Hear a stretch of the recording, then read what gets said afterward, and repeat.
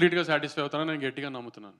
మీరును సంగీత్ శోభన్ చేసినటువంటి ఆ ఇంటర్వ్యూ ఫుల్ అసలు సోషల్ మీడియాలో బీభత్సంగా ఇదవుతుంది సార్. దానిపైన ఎంత అంటే అంత అంటే ఒక క్వెషన్ కూడా దీనికి అవుతుంది. అంటే 'జాహ్నవి కపూర్' ఫాదర్‌ని మనమేమైనా ప్రశ్నిస్తామా అని అన్నారు.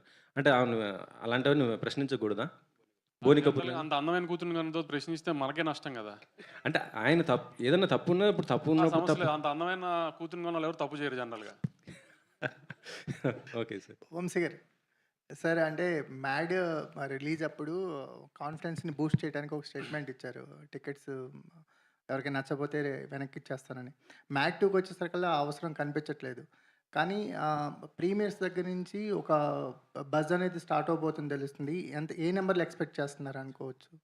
నంబర్‌లు ఇయన్నీ తర్వాత సంగతులే. ముందు మీ అందరికి సినిమా బా నచ్చి ఇప్పుడు ట్రైలర్‌కి నవ్వుకున్నట్టే సినిమా బా నవ్వుకున్నారని చెబితే దాని తర్వాత నంబర్‌లన్నీ ఆ వీకెండ్ అనౌన్స్ చేద్దాంలే. అంటే ట్రైలర్ 'మ్యాడ్ స్క్వేర్' లాగా, 'లాఫ్ స్క్వేర్' లాగా కనిపిస్తుంది. సో, మీ కైండ్ ఆఫ్ అంటే 'డీజే టిల్లు' గాని, 'మ్యాడ్' గాని 'సితారా'కి కొత్త విలువను తెచ్చాయి. అంటే ఈ 2 సినిమాలు.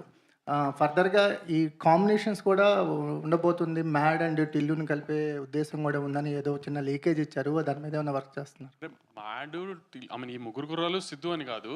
నెక్స్ట్ ఈ పాట కూడా ఇంతే సక్సెస్‌ఫుల్‌గా అవుతుందని నాకు డెఫినెట్‌గా తెలుసు. కామెడీ అంతా బాగా పండింది. రాత్రే కాపీ కూడా చూసుకున్నాము. సో,